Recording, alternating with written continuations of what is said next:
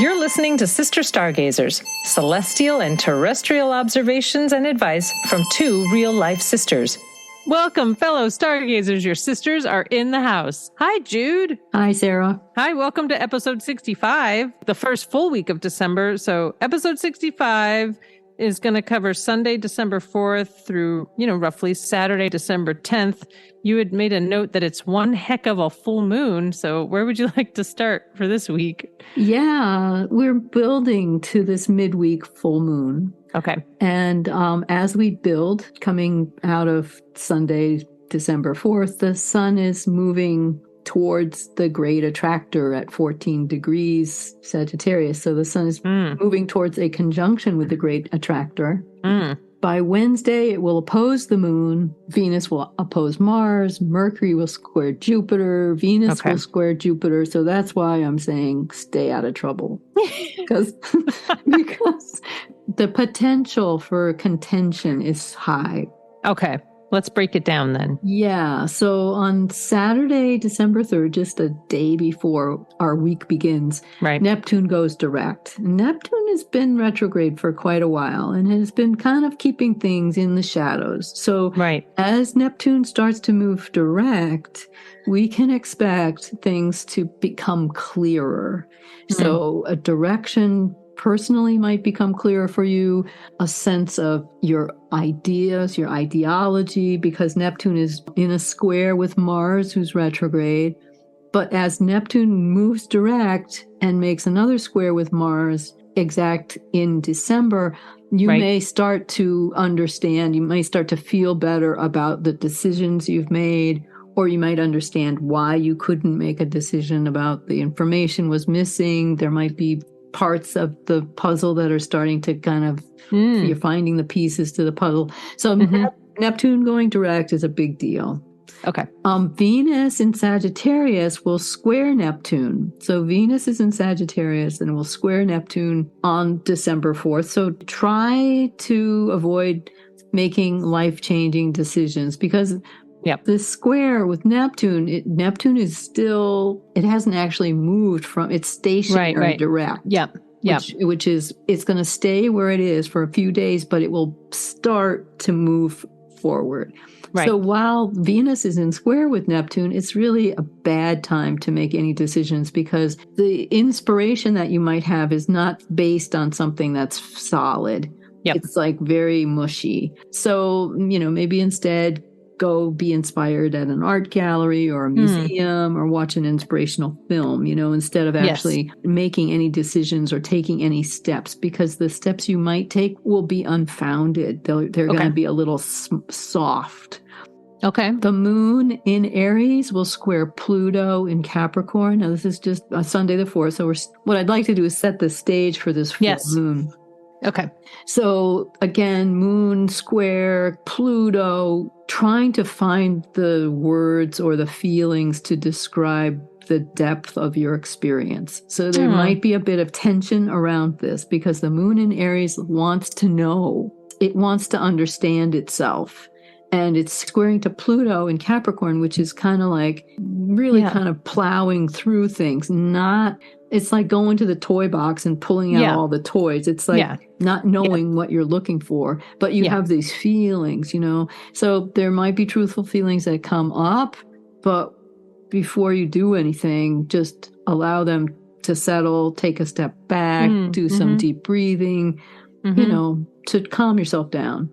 The moon will move into Taurus and will conjunct Uranus on Monday the 5th. Okay. When it conjuncts Uranus, it's going to square Saturn. So of course, again, we have this reprise of control versus freedom. Yes. I feel this. I'm entitled to feel this. I want to feel this. This is my experience. And then Saturn's like, well, what about everybody else? You can't just go with your own, we have to consider the collective because Saturn's in Aquarius. And it might be that issues with authority also that come up on Monday. Venus in Sagittarius is quincunxing Uranus in Taurus. So again, not quite an opposition, but it's an aspect that holds tension. So the potential is unpredictable. You just have to really go with the flow.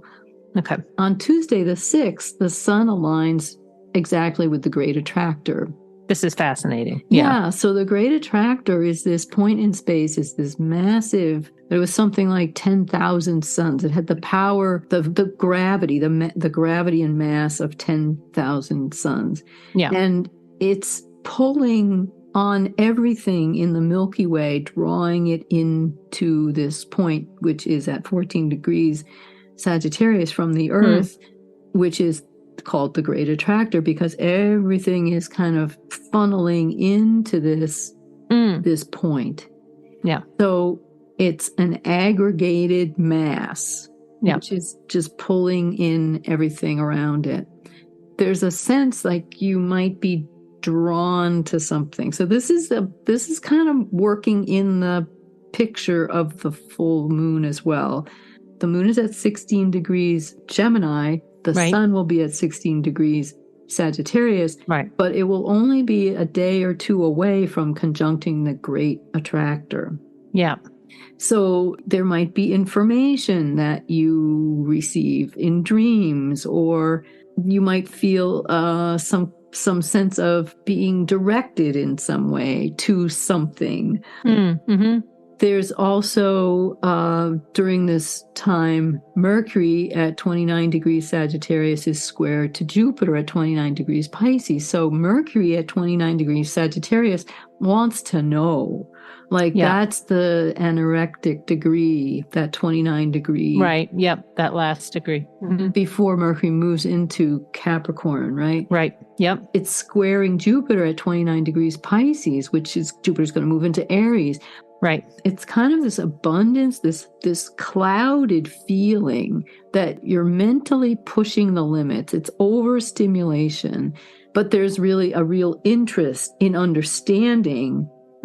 There might be opinions that you form. There might be things that you're drawn to or discover that you hadn't been interested in before, or maybe are a tangent to something that you're interested in. But it's kind of like, what do I do with this information now? Okay. Now that I know this, what good is this? What do I do with it? Yeah. So Sagittarius wants to know. And Mercury in Sagittarius really wants to know. It wants to form an opinion about what it knows. And squaring Jupiter, it makes that opinion, that idea even bigger, but not in a way that is for greater understanding. If anything, it might bring you to a point of misunderstanding or disillusion. Yes, right. Yeah. Jupiter in Pisces, right? Because Pisces is about dissolving. There might be an opinion that you've held, and then you receive new information around this time of this full moon, and you reformulate your opinion. Okay. That's kind of what the picture of this full moon looks like to me. Okay. Yep. So there's the Great Attractor. There's bigger issues that are coming forward. There's bigger understanding that's available, but it might all be too much. Yeah. Okay. And it might help you reorient, but you may not know how to reorient. Okay. As the moon, so it's coming through Taurus, it's conjuncting Uranus, it's meeting up at the full moon, it's meeting right up with Mars. It's exact. Yep. Mars is at 16 degrees Gemini retrograde.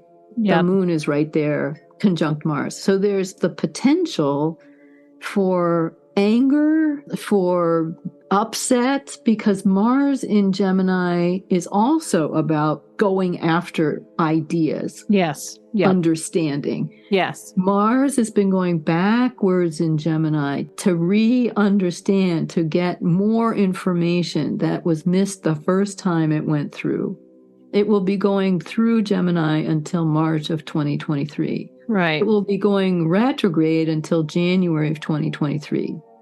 So it's going to be back and forth in Gemini for all told about 7 months. Yeah. So right now, with this moon aligned with Mars, there's information, and this kind of goes with Mercury squared Jupiter. It also goes with the moon conjunct Uranus, which happened earlier in the week. Right. As it moved through Taurus. So now we have this all this information at the time of this full moon. Yep. So you have these oppositions of the qualities of the planet. So feminine, masculine polarity between the sun and moon, Mars and Venus and Mercury, which is then all making a square back to Jupiter, Neptune, and Juno.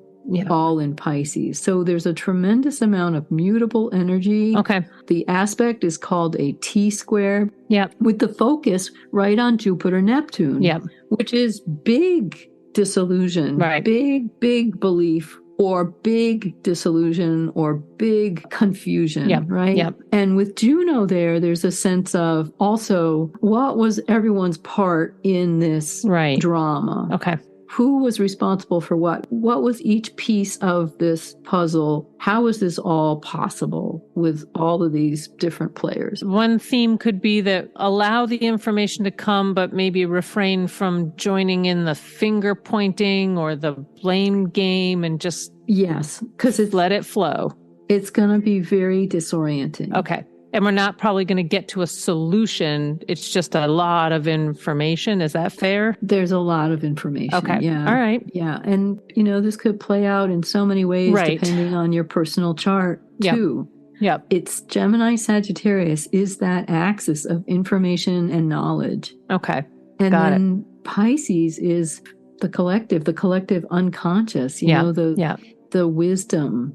If there is wisdom in the collective, what to do, how to respond, what to do with this information, what to do with this knowledge, who's saying what. I think there's going to be a lot of that. Yes. Kind of got a shakedown feeling to it this full moon. Excellent. Kind of reinforcing this, there's the ongoing square from Eris to Pluto. So whatever comes up for you is part of the picture.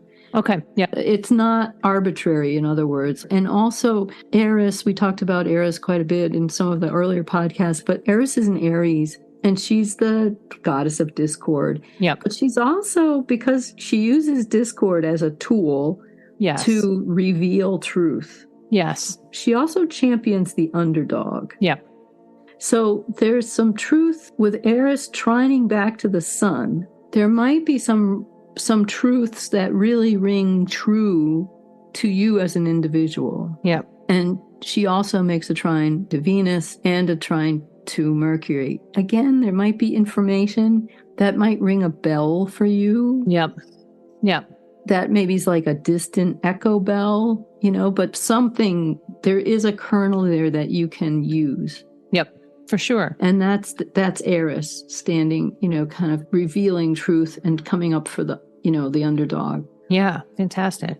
And also Jupiter is the ruler of Sagittarius, right? Okay. So Jupiter so another is factoring in a big way in this picture. Reverberating kind of everywhere.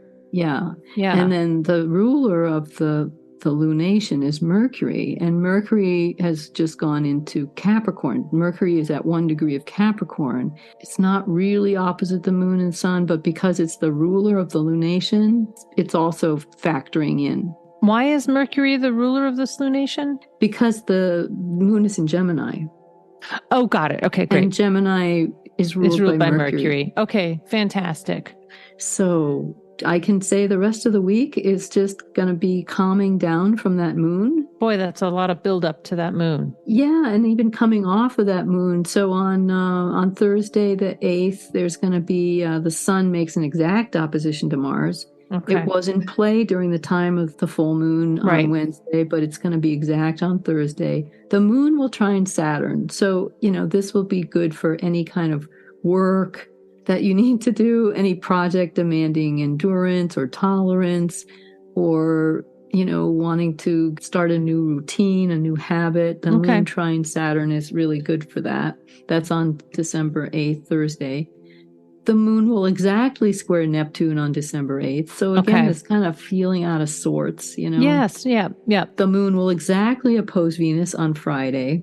Okay. So it was in orb at the time of the full moon. It's exact on Friday. So what I'm saying is that this full moon does not stop. Right. Yep. After the exact moon opposing on Wednesday. sun. Yeah. Because there are these other factors that are also becoming exact before the moon is full and then after the moon is full that are heavily factored into the picture of the full moon. Yeah. So Venus will square Jupiter. There's a kind of a wanting to let go or release. Okay. There's an urge to be distracted, but just kind of let that go a little bit. Right. Yeah. And Venus will enter Capricorn on Friday. Now Venus wants the facts. Okay. Venus in Capricorn wants something solid. Maybe to make sense of all this other chaos that's come up. Yeah. Let's just let it process, put it in the funnel, and now we're going to apply some logic and facts to it. Yeah. And then Saturday the 10th, the moon is in Cancer. It sextiles Uranus in Taurus. So this is a little bit of an easier, more relaxing time. Be open to new ideas, spontaneity, being free to explore new possibilities. So there is a bit of tension that we're going to feel. That's why I say stay out of trouble. Through the full moon. Yeah. Well, I wanted just to quickly mention the card that I pulled today is from the Divine Feminine Oracle deck by Megan Watterson. And I've not pulled this card before. It's the Vajrayogini card. She is the essence of all Buddhas. And one thing that I just like to offer, because it seems to give a little bit of solace through this week. And her soul voice meditation is, can I see the lesson in the chaos? And that to me speaks to just keep your eyes open. You don't have to make any decisions or take any action, but like, gosh, what could this chaos be bringing up for me to either clear or dispel? The card goes on to further say, she's here to make it loud and clear that what is within us will save us. We can take this moment right here, right now, to turn everything sacred. She's the call to wake up if we've fallen into the old myth that something or someone outside of us is going to save us. She will not let you remain in an illusion or a disempowering story about who you really are. She wants you to sever all the ties to your ego's relationship to a person or an event in your life and see it again with the third eye, with the wisdom that can perceive the deeper spiritual path beneath the human drama. I know that was a lot to throw in at the end. But it sounds like this full moon may bring up a lot. But her soul voice meditation, can I see the lesson in the chaos? Everything is material for my liberation. Like, what can we learn from this chaos, upset, big picture? Bring back to our core, I guess. Yeah, move forward, raise it up. Move forward, yeah. Wow. All right. Man. I'm going to have to reprocess this whole week again. Me too. Listeners, if you have questions for us, you can email connect@SisterStargazers. You can tune into our live radio show on Monday nights at 7 p.m. Give us a call, wmpg.org. You can listen live. Give us a call about this week if you have questions. Just keep your core, everybody. Just keep your center. Yeah. Okay. Yeah. Well, thanks, Jude, for walking us through that. Thank you, Sarah. Yeah. I'll talk to you after the full moon. Take care, everyone. Bye for now. Thanks for listening to Sister Stargazers. Let us know what worked for you this week. Find us on Facebook and post a comment at Sister Stargazers.